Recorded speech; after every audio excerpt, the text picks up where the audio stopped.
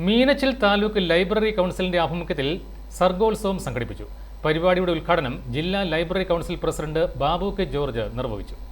Mahatma Gandhi government higher secondary സ്കൂളിൽ വെച്ചാണ് പരിപാടി സംഘടിപ്പിച്ചത്. ജില്ലാ library council president Babu K George ഉദ്ഘാടനം നിർവഹിച്ചു. തെരഞ്ഞെടുക്കപ്പെട്ട കുട്ടികളാണ് ഇവിടെ ഈ മത്സരത്തിൽ പങ്കെടുക്കുന്നത്. താലൂക്ക് മത്സരങ്ങൾ പൂർത്തിയായി, സർഗോത്സവങ്ങൾ പൂർത്തിയായി. ജനുവരി മാസം 17-ാം തീയതിയാണ് ജില്ലാ സർഗോത്സവം നമ്മൾ സംഘടിപ്പിക്കുവാൻ തീരുമാനിച്ചിട്ടുള്ളത്. ഇവിടെ നിന്നും മത്സരത്തിൽ പങ്കെടുത്ത് വിജയികളായിട്ടുള്ളവരാണ് ജില്ലാ സർഗോത്സവത്തിൽ പങ്കെടുക്കുന്നത്. ഇവിടെ സ്വാഗത പ്രാസംഗികൻ സൂചിപ്പിച്ചതുപോലെ യുവജനോത്സവത്തിന് ശേഷം കേരളത്തിൽ ഏറ്റവും കൂടുതൽ കുട്ടികളുടെ സർഗവാസനയെ പ്രോത്സാഹിപ്പിക്കുവാൻ വേണ്ടി നടത്തുന്ന പരിപാടിയാണ് library council Sargotsavam. Advocate Sunny David അധ്യക്ഷത വഹിച്ചു. യോഗത്തിൽ താലൂക്ക് സെക്രട്ടറി റോയി ഫ്രാൻസിസ് സ്വാഗതം ആശംസിച്ചു.